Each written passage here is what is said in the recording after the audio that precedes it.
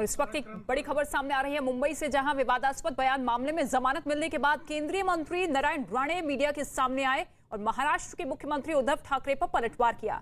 नारायण राणे ने कहा कि वो अपने बयान पर कायम है। यही नहीं, राणे ने आरोप लगाया कि उद्धव ठाकरे ने भी कई नेताओं के बारे में विवादास्पद बयान दिए हैं। राणे ने दावा किया है कि उद्धव ठाकरे ने अमित शाह, योगी आदित्यनाथ और शरद पवार जैसे नेताओं के बारे में कई बार गलत बयान दिए हैं। राणे ने यह भी कहा कि इस विवाद के बाद भी उनकी आशीर्वाद यात्रा नहीं रुकेगी और 2 दिन बाद वो फिर से अपनी यात्रा शुरू करेंगे।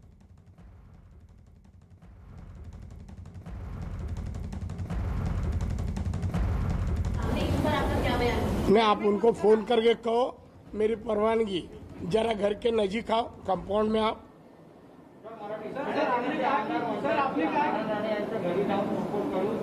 कोण? अरे कोण बोलता दिसू दे तरी, कोण म्हणताय? काय म्हणतात? कधी कधी म्हणावं, सांग ना म्हणा, म्हणा अशी भाषा परत करू नका। माझ्यावर काय निर्बंध आहेत म्हणून एवढं काय बोलत नाही। आणि म्हणा आयुष्यात उंदीर नाही मारलाय, शिवसेनेचं सोडा, उंदीर ते कसे कोचळे बिचळे, त्याला दाखवावं लागेल कोचळा कसा असतो।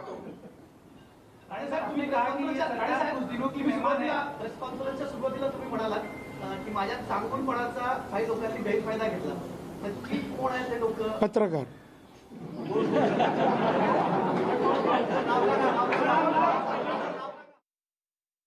अभी भी कोर्ट में 17 सितंबर को एक केस आगे चलने वाली है। तब तक एक केस के बारे में मैं कुछ कहूँगा नहीं। अभी मुझे इतना ही कहना है, हमारी यात्रा थी जन आशीर्वाद यात्रा, वो इसलिए थी कि मुझे पहली बार मैं मंत्री बनने के कारण मुझे लोगों का आशीर्वाद लेना था। वो आशीर्वाद के बारे में हमारे पंतप्रधान जी ने कहा, आप जाइए लोगों में उनका आशीर्वाद लीजिए। इस वास्ते में घूम रहा था और उसी दरमियान जो घटना हुई, आपको मालूम है, बार बार क्यों पूछते हैं। अभिषेक पांडे इस वक्त हमारे साथ मौजूद है। इसी खबर पर उनका रुख कर लेते हैं। अभिषेक पांडे, देखिए नारायण राणे जो कि पहली बार मीडिया से मुखातिब होते हुए नजर आए जमानत मिलने के बाद, और साफ कह दिया कि अपने बयान पर आज भी मैं कायम हूं और अब एक नए जोश के साथ जन आशीर्वाद यात्रा में शिरकत करूंगा।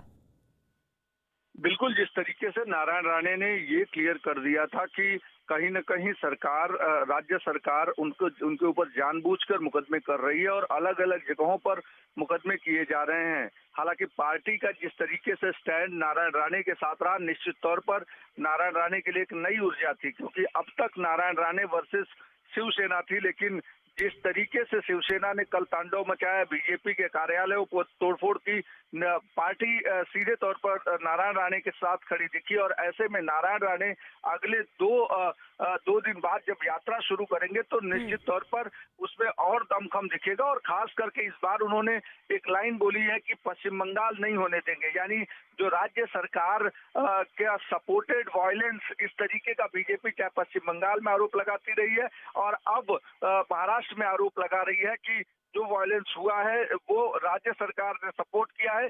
इस तरीके की चीजें आगे नहीं होने देंगे और इस केस को लेकर के फिलहाल उन्होंने बात करने से मना कर दिया, क्योंकि मामला कोर्ट में है और ऐसे में उन्हें पता है, एडवोकेट्स की राय के बाद उन्होंने इस केस पर बात करने से मना कर दिया। लेकिन राज्य सरकार को आड़े हाथों लिया है। ठीक है अभिषेक पांडे, आप बने रहिएगा हमारे साथ। एक बार फिर से आपको सुनवा देते हैं नारायण राणे ने क्या कुछ कहा। इतने घूमे, कुछ दिक्कत नहीं हुआ और ऐसी कोई पार्टी नहीं जिसकी इस तरह हमें रोका जाए, ऐसी ताकत नहीं है। पूरे प्रकरण के बाद क्या अमित शाह जी ने आपके बात किया, जेपी नड्डा जी से आपकी बात? चला यो मी, हाँ थैंक यू, बहुत हो गया आपका।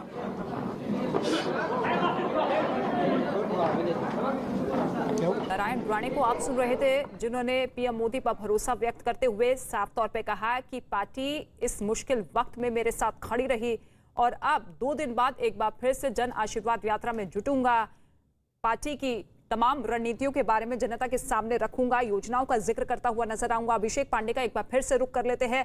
अभिषेक, देखिए इस पूरे मसले पर जिस तरीके से पार्टी एक होती हुई नजर आई, पार्टी ने पूरी तरीके से अपना समर्थन दिया, ऐसे में अब आर पार की स्थिति भी कहीं ना कहीं अब शिवसेना और बीजेपी के बीच में दिखती हुई नजर आएगी, क्योंकि यही एक ऐसा मसला है जो कि लगातार दोनों ही पक्ष एक दूसरे पर हमला बोलते हुए नजर आएंगे। अब बिल्कुल, अब तक स्थिति ये थी कि पार्टी की लाइन क्लियर नहीं थी, लेकिन जैसे ही जेपी नड्डा का ट्वीट आया उसके बाद पार्टी पूरी तरीके से नारायण राणे के साथ खड़ी दिखी और उसके बाद से लेकर के आज तक के घटनाक्रम में पार्टी के आला कमान सभी लोग नारायण राणे के साथ लगातार संपर्क में थे और उनको सपोर्ट करने की बात कर रहे थे। आज भी प्रेस कॉन्फ्रेंस के बाद नारायण राणे को कॉन्फिडेंस दिखा और उन्होंने कहा कि पार्टी पूरी तरीके से मेरे साथ खड़ी है और खास करके कोंकण इलाके में उनकी अगले 2 से 3 दिनों की यात्रा होनी है और कोंकण शिवसेना का गढ़ है। ऐसे में पार्टी की कोशिश है कि नारायण राणे के जरिए शिवसेना को कहीं न कहीं शिवसेना के खिलाफ शक्ति प्रदर्शन किया जाए और ऐसे में अब पार्टी का सपोर्ट मिलने के बाद निश्चित तौर पर नारायण राणे आने वाले जब फिर से जन आशीर्वाद यात्रा शुरू करेंगे तो उसमें एक नया दमखम और जोश लगाने की कोशिश करेंगे। हालांकि उन्होंने केस को लेकर के सीधे तौर पर मना कर दिया कि मामला चूंकि कोर्ट में है, मामला केस से जुड़ा हुआ है, इसलिए उस मामले पर बातचीत नहीं करने के लिए कहा है। लेकिन उन्होंने एक चीज और कहा है कि वो लगातार और दमखम के साथ आने वाली यात्रा की शुरुआत करेंगे और पार्टी जिस तरीके से उनके साथ खड़ी दिखी है उसका असर आने वाले चुनाव में या आने वाले और समय में देखना दिलचस्प होगा कि आने वाले चुनाव में इसका असर कितना दिखाई देता है। शुक्रिया अभिषेक पांडे, इस तमाम जानकारी के लिए आपका। और पंजाब कांग्रेस से जुड़ी एक बड़ी खबर सामने आ रही है। पंजाब कांग्रेस में जारी घमासान के बीच कैप्टन अमरिंदर सिंह सरकार के 4 कैबिनेट मंत्री और पंजाब कांग्रेस के 3 विधायक देहरादून पहुंचे। इन नेताओं ने पंजाब सरकार के कैबिनेट मंत्री सुखजिंदर रंधावा, तृप्त राजिंदर सिंह बाजवा, चरणजीत सिंह चन्नी और सुख सरकारिया भी शामिल रहे। पंजाब के नेताओं से मुलाकात के बाद हरीश रावत ने कहा कि पंजाब सरकार को कोई खतरा नहीं है। पंजाब के मुख्यमंत्री जी से भी बातचीत की और उन्होंने भी कहा यदि कुछ सवाल होंगे तो मैं खुशी उनको हल करूंगा और दे आर वेलकम।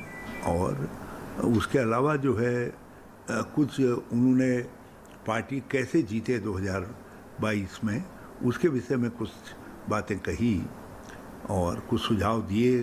कुछ उन्होंने जो निर्णय पहले हुए थे उनको क्रियान्वित न करने पर अपनी नाराज़गी भी व्यक्त की और जो उनकी उचित थी नाराज़गी, मैंने उनकी नाराज़गी को समझा और मैंने कहा कि हाँ, ये जिस स्तर पर भी ये देरी हुई है हम उसको दूर करेंगे।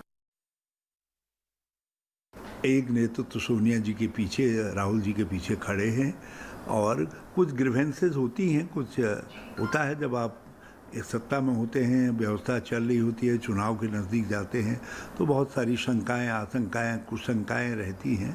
तो वो कुछ विधायकगण एक जगह बैठे और उन्होंने वो बातें उठाई और इच्छा प्रकट की कि वो पार्टी लीडरशिप से मिलना चाहते हैं। तो वो मेरे पास आए और आज 2-2.5 घंटा मैंने विस्तार से सब चीज़ें उनकी सुनी और उसके बाद उन्होंने कहा जो हाईकमांड का निर्णय होगा किसी भी विषय वस्तु पे, किसी भी पॉइंट ऑफ टाइम पर हम हाईकमांड के साथ खड़े हैं। हरीश रावत से मुलाकात के लिए पहुंचे पंजाब के कैबिनेट मंत्री चरणजीत सिंह चन्नी ने क्या कुछ कहा है वो सुनिए। आज हम हरीश रावत जी से मिले हैं, बड़े अच्छे माहौल में उनसे बात हुई है, लंबी बात हुई है और वो हमारी बातों से कन्विंस्ड हैं। हम पंजाब के वो मसले जो अभी हल नहीं हो रहे उनको लेकर इनके पास आए हैं और इन्होंने हमारी बात सुनकर हाई कमांड से बात करने की बात की है। चरणजीत सिंह चन्नी को आप सुन रहे थे, जो कि कैबिनेट मंत्री है, जिनका साफ तौर पे कहना है कि हरीश रावत के सामने हमने अपनी बात को रख दिया है, मांग को रख दिया है और अब कांग्रेस आलाकमान के फैसले का इंतजार है। देखना होगा कि राहुल गांधी और सोनिया गांधी इस पूरी स्थिति को लेकर क्या कुछ निर्देश देते हैं। लेकिन हरीश रावत दूसरी ही तरफ ये कहते हुए नजर आए कि देखिए चुनाव नजदीक है और ऐसे में बहुत सी ऐसी शंकाएं अलग अलग पक्षों की तरफ से होती है, लेकिन मैंने सभी की परेशानी सुनी है और अपने स्तर पर यही कह सकता हूं कि अमरिंदर सिंह ही मुख्यमंत्री बने रहेंगे। मुख्यमंत्री के पद को लेकर कोई संशय नहीं है पार्टी में। वहीं पंजाब कांग्रेस में जारी घमासान पर पार्टी के विधायक फतेह सिंह बाजवा ने क्या कुछ कहा है वो सुनाते हैं। देखो, हमारे साथी हैं और मैं ये समझता हूँ भी कहीं ना कहीं वो गलती कर रहे हैं बहुत ज़्यादा, क्योंकि पार्टी को इस वक्त पार्टी इलेक्शन मोड में है। सभी पार्टीज अपने अपने क्षेत्र में जा रहे हैं, पार्टी के लिए काम कर रहे हैं। आज इकट्ठे होके चलने का काम है। किसको नहीं पता, कैप्टन अमरिंदर सिंह जी सबसे जाना माना चेहरा है पंजाब का। सो आज की डेट में कैप्टन अमरिंदर सिंह से पंजाब में बड़ी कोई कांग्रेस की शख्सियत नहीं है। नीरज, इस वक्त हमारे सहयोगी मौजूद है। नीरज, देखिए, बगावत की सुनामी तो चल पड़ी है पंजाब कांग्रेस पार्टी में, लेकिन कब तक स्थिति शांत होती हुई दिखाई देगी? कांग्रेस आलाकमान को लेकर कोई अपडेट आपके पास? को टेररिज्म देखिए, पंजाब कांग्रेस की स्थिति कर रहा है, वो सबके लिए होना चाहिए। कई हमारे दूसरे धर्मों के लोग भी हैं जिनको वो तालिबान खराब कर रहा है। नीरज, आवाज पहुंच रही है आप तक? सो हम धर्म के नाम पे ये नहीं होना चाहिए, ये होना चाहिए ह्यूमैनिटेरियन ग्राउंड पे। सर, पंजाब चलिए नीरज, मेरा सवाल आपसे यही है, क्योंकि बगावत की जो सुनामी देखने को मिल रही है उससे पार्टी को खामियाजा भुगतना पड़ सकता है आने वाले चुनाव में। ऐसे में क्या स्थिति है, क्या अपडेट कांग्रेस में बनी हुई है, क्या कुछ कहना चाहिए? कांग्रेस, मैंने पहले ही बोला था कि कांग्रेस, देखिए, बिल्कुल कांग्रेस की स्थिति जो है वो कांग्रेस दो भागों में बटी हुई है, चाहे पंजाब की बात करें या छत्तीसगढ़ की बात करें, और देखना होगा कि पार्टी आलाकमान कैसे सुलझाता है। आज भी हरीश रावत के पास पार्टी के विधायक और मंत्री पहुंचे थे कैप्टन अमरिंदर सिंह के खिलाफ। अभी थोड़ी देर बाद हमसे बातचीत करने के लिए मौजूद होंगे सुखबीर सिंह बादल, जो कि शिरोमणि अकाली दल के अध्यक्ष है, वो हमसे बातचीत के लिए मौजूद होंगे। इस पूरे मसले पर सुखबीर सिंह बादल हमारे साथ होंगे मौजूद, उनसे बातचीत करने की कोशिश करते हैं। शिरोमणि अकाली दल के अध्यक्ष पहले रोड मैप करने की याद आ गया। सुखबीर, आपको कहाँ देखते हैं सर? पंजाब हम पंजाब की जनता की लड़ाई लड़ रहे हैं। पंजाब की जनता को विश्वास है कि पंजाबियों की एक ही पार्टी है, श्रोमणी अकाली दल। देखिए, शिरोमणि अकाली दल का दावा है कि पंजाब में उनकी जीत होगी और कांग्रेस पार्टी की हार होगी। हम पार्लियामेंट में भी क्या आप लोगों के इलेक्शन में क्या मुख्य एजेंडा रहेंगे? हमने कहा है कि जब तक हमारी सरकार रहेगी पंजाब में ये तीनों काले कानून नहीं लागू होंगे। सर, बिल्कुल बिल्कुल बिल्कुल, शिरोमणि अकाली दल के अध्यक्ष सुखबीर सिंह बादल हमारे साथ जुड़ गए। पहले तो आपको बधाई सर, दिल्ली सिख गुरुद्वारा प्रबंधक कमेटी चुनाव में आपकी पार्टी की बड़ी जीत हुई है। क्या यही जीत पंजाब में भी दिखेगी? 100% आपने देखा है कि ये पूरी कोशिश की सब पार्टियों में, नेशनल पार्टीज में, कि इस बार दिल्ली गुरुद्वारा प्रबंधक कमेटी में ये श्रोमणी अकाली दल को हराया जाए। भारतीय जनता पार्टी ने ढींडसा साहब के साथ मिलकर मंजीत जी को आगे किया, कांग्रेस ने परमजीत सरना को आगे किया, पर सिख संगत का मैं धन्यवाद करता हूं, उन्होंने सबको नकार दिया और उन्होंने अपनी पार्टी जो पंथ की नुमाइंदा जथेबंदी श्रोमणी अकाली दल पे सिर पे फिर से हाथ रखा है। ये दिल्ली श्रोमणी गुरुद्वारा प्रबंधक कमेटी जो पंजाब में इलेक्शन होता है 100 साल पुरानी कमेटी है और 100 साल में हर 5 साल बाद इलेक्शन होते हैं और लगातार 100 साल श्रोमणी अकाली दल को ही उन्हें मौका दिया। लेकिन पंजाब का विधानसभा चुनाव अलग होगा। आपकी जो वहाँ की सत्ताधारी पार्टी कांग्रेस और आपकी विरोधी पार्टी जो है कांग्रेस पार्टी, अमरिंदर सिंह है, नवजोत सिंह सिद्धू हैं, लेकिन वहाँ कांग्रेस के अंदर अंदरूनी लड़ाई है। क्या इसका फायदा आपको मिलेगा? कांग्रेस को कहाँ देख रहे हैं? कांग्रेस बिल्कुल खत्म हो गई, जैसे देश में खत्म हो गई। ये लास्ट इनिंग उनकी पंजाब में थी। पंजाब के कांग्रेस के मंत्री और एमएलए ही बोल रहे हैं कि अमरिंदर सिंह ने तबाही ले आई है पंजाब में। अगर उनके अपने आदमी बोल रहे हैं, हमें कहने की जरूरत नहीं है। पंजाब का बच्चा बच्चा जानता है कि सबसे करप्ट माफिया रूल जो रहा है वो कैप्टन अमरिंदर सिंह के राज में हुआ। लेकिन ये लोग कहते हैं कि अमरिंदर सिंह के चेहरे पे कांग्रेस पार्टी चुनाव लड़ेगी तभी अकाली दल को शिकस्त दे पाएगी, क्योंकि पिछली सरकार जो आपकी 10 साल की थी वो अमरिंदर सिंह के नेतृत्व में ही चुनाव जीती कांग्रेस पार्टी, और कहा जाता है कि कांग्रेस की जीत नहीं हुई थी, अमरिंदर सिंह के चेहरे की जीत हुई थी। तो ये भी कहते हैं कि आपकी पार्टी को भी डर है अमरिंदर सिंह के चेहरे से। हमें कोई डर नहीं अमरिंदर सिंह के चेहरे, हमने कभी कहीं देखा नहीं उनका चेहरा। 5 साल हो गए, किसी पंजाबी ने उनका चेहरा नहीं देखा। लेकिन कांग्रेस पार्टी तो नवजोत सिंह सिद्धू को भी अपना चेहरा बना दे, उनसे कितना डर होगा आपको? पहले वो अपना फैसला करना है कौन उनका चेहरा है, फिर हमसे बात करें। उन्होंने कहा, हरीश रावत ने कहा है कि चेहरा तो अमरिंदर सिंह ही होंगे। वो उनका फैसला, जो मर्जी, जिस मर्जी चेहरे को ले आए। पंजाब कांग्रेस खत्म। तो पंजाब कांग्रेस के बारे में सुखबीर सिंह बादल का कहना है कि अगले विधानसभा चुनाव में वहां अकाली दल की जीत होगी और नेतृत्व का फैसला करे कांग्रेस पार्टी। पहले जो अंदरूनी लड़ाई चल रही है और ये आरोप लगा रहे हैं कि वहां की जो सरकार है वो भ्रष्टाचार में डूबी हुई है, लेकिन देखना होगा कि आगामी विधानसभा चुनाव में क्या होता है। सुखबीर सिंह बादल हमसे खास बातचीत के लिए मौजूद थे। जी बिल्कुल, और सीधे तौर पर पार्टी को ये कहते हुए नजर आए कि पार्टी पूरी तरीके से प्रदेश में खत्म हो चुकी है, जिस तरीके के लगातार अपडेट निकलकर सामने आ रहे हैं। लेकिन सवाल नीरज यही उठता है कि अगर नीरज कांग्रेस पार्टी इस बात को नहीं समझ पा रही है तो ऐसे में कांग्रेस आला कमान को भी तेजी दिखाते हुए कोई ना कोई फैसला लेना होगा ताकि जो विपक्षी पार्टियां हैं वो इसका फायदा ना ले पाए। देखिए, पंजाब विधानसभा चुनाव से पहले कांग्रेस पार्टी ने सबसे बड़ा फैसला तो ले लिया है कि उन्होंने अपना अध्यक्ष बदला, नवजोत सिंह सिद्धू को बनाया अमरिंदर सिंह की नाराजगी के बावजूद। लेकिन अब सवाल ये उठता है कि जो कैबिनेट मंत्री, जो विधायक ये बार बार मांग कर रहे हैं कि कैप्टन अमरिंदर सिंह के नेतृत्व में चुनाव न लड़ा जाए, उनको हटाया जाए, तो ये पार्टी को स्वीकार नहीं होगा, क्योंकि पार्टी बार बार ये दोहरा चुकी है। खुद हरीश रावत जो कि पार्टी के प्रभारी आज देहरादून में दोहरा चुके हैं कि पार्टी का चेहरा अमरिंदर सिंह ही होंगे। और चाहे अकाली दल हो या आम आदमी पार्टी, उन्हें भी लगता है कि भले ही वो विरोध करें अमरिंदर सिंह का, उनको भी लगता है कि अमरिंदर सिंह के नेतृत्व में कांग्रेस थोड़ी फाइट में होगी। लेकिन कांग्रेस पार्टी को लगता है कि नवजोत सिंह सिद्धू और अमरिंदर सिंह की जो जोड़ी है वो ज्यादा मुकाबला देगी। वहां बाकी दोनों पार्टियों को देखना होगा कि आने वाले वक्त में कांग्रेस कौन सा मूव करती है, लेकिन अमरिंदर सिंह के चेहरे को हटाएगी चुनाव से पहले, इस बात की उम्मीद कम लगती है। बिल्कुल ठीक है नीरज, आपके पास लौटेंगे, लेकिन इस बीच आपको बता दें पंजाब कांग्रेस में जारी घमासान पर मुख्यमंत्री कैप्टन अमरिंदर सिंह की पत्नी और कांग्रेस सांसद परनीत कौर ने बड़ा बयान दिया है। परनीत कौर ने कहा है कि किसी के कह देने से पंजाब के मुख्यमंत्री बदले नहीं जाएंगे। यही नहीं, उन्होंने नवजोत सिंह सिद्धू पर भी बड़ा हमला बोला और कहा कि पंजाब कांग्रेस में जो कुछ भी हो रहा है उसके लिए कहीं ना कहीं सिद्धू ही जिम्मेदार हैं। For 4.5 years it was okay, but now it is for the High Command to take note and see what is actually on the ground and do what is best for the party. Is Sidhu responsible for all this? Do you think so? Of course he is. If they are his, he is the one who started. It's his advisors. और नीरज हमारे साथ लगातार बने हुए हैं। नीरज देखिए, अगर Congress party ये मानकर चल रही है कि आने वाले चुनाव में अमरिंदर सिंह ही फाइट दे सकते हैं, टक्कर दे सकते हैं उन तमाम पार्टियों को, लेकिन दूसरी ही तरफ इस स्थिति को भी पार्टी को समझना होगा क्योंकि यही स्थिति भारी पड़ती हुई नजर आ रही है।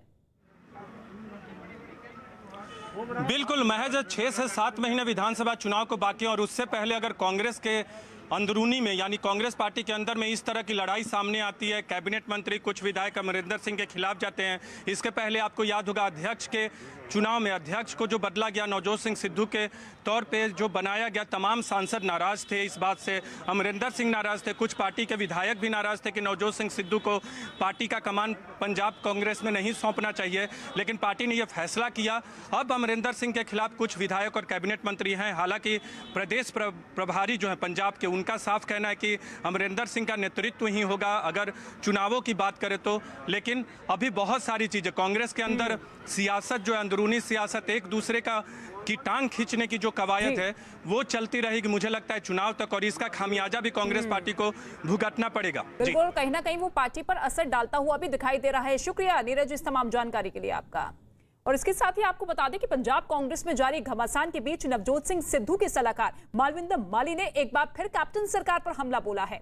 न्यूज 18 के चमन पलानिया की खबर है कि मालविंदर माली ने सोशल मीडिया पर पंजाब की कैबिनेट को निशाने पर लिया है। उन्होंने एक पोस्ट शेयर करते हुए लिखा है कि पंजाब के अंदर अली बाबा और 40 चोरों का बोलबाला है। उन्होंने कैप्टन सरकार के पीडब्ल्यूडी मंत्री पर भी भ्रष्टाचार करने का आरोप लगाया और चेतावनी दी कि मुख्यमंत्री नहीं बदलने पर सब कुछ बदलेगा।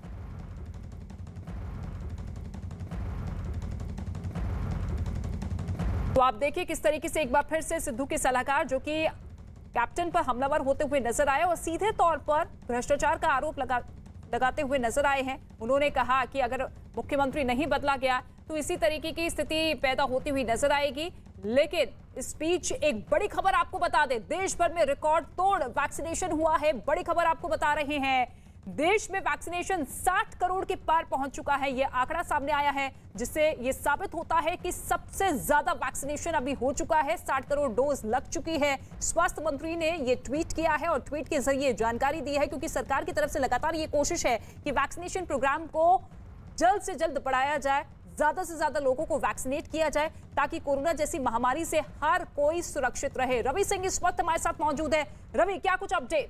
बात यह है कि बहुत तेजी से वैक्सीनेशन का प्रोग्राम चल रहा है देश भर में और 60 करोड़ डोज से ज्यादा टीकाकरण हो चुका है पूरे देश में।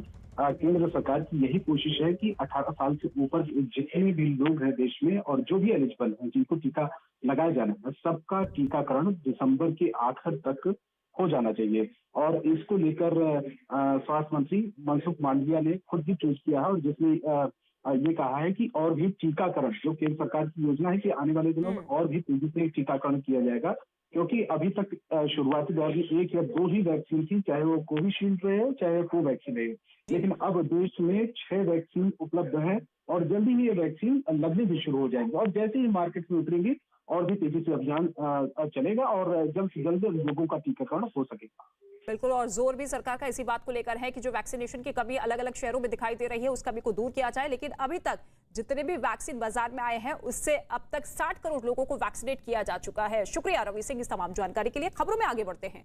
राजस्थान के शहरों, कस्बों और गांवों की गलियों में घूमते हुए आपको पुरानी हवेलियों और घरों के ऊपर बारिश के पानी इकट्ठा करने के टैंक देखने को मिल जाएंगे। ये सदियों पुरानी व्यवस्था पानी को बचाने के बहुत से तरीकों में से एक है। ये बहुत ही प्रभावी और जरूरी तरीका है, जिन्हें अब भुला दिया गया है, क्योंकि घरों में जरूरत के लिए नल का पानी मुहैया कराया जाता है। सच तो ये है कि अगर ये टैंक इस्तेमाल में बने रहते हैं तो ये आत्मनिर्भरता का एक सटीक मॉडल बन सकते हैं। मिशन पानी की ये खास रिपोर्ट आप देखिए।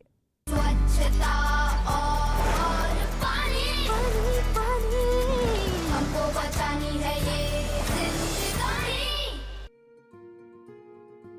जो हमारे पुराने जमाने में प्रत्येक घर में जल कुंड होते थे, हर शहर में तालाब, पोखर, बावड़ी, कुएं, ये मतलब क्या है होते थे और बरसात से वो एक तरह से भर जाते थे। तो सबसे पहले तो शहरों के आसपास जितने भी तालाब, बावड़ी बने हुए हैं, उनके आगोरों को संरक्षित करने की आवश्यकता है। उनका जो कैचमेंट एरिया है, उस कैचमेंट के एरिया को हमको बचाना है, ताकि उन आगोरों से वो तालाब और पोखर और बावड़ी भरे जा सके। और जो बिल्कुल आबादी के बीच में आ गए हैं, उनमें आसपास की छतों से जोड़कर उनको भरने की आवश्यकता है। 1-2 बरसात में ही, हालांकि बरसात, औसत बरसात हमारे इधर कम है डेजर्ट में, लेकिन इसके बावजूद भी पहली दूसरी बरसात में हमारा जल कुंड भर जाता है और वो पूरे साल भर 15 व्यक्तियों के परिवार के लिए नहाने में, खाने में, पूजा में, सब में काम आता है। तो ऐसे जल कुंड राजस्थान में drought prone area programme, DDP programme के अंतर्गत बनाए गए थे।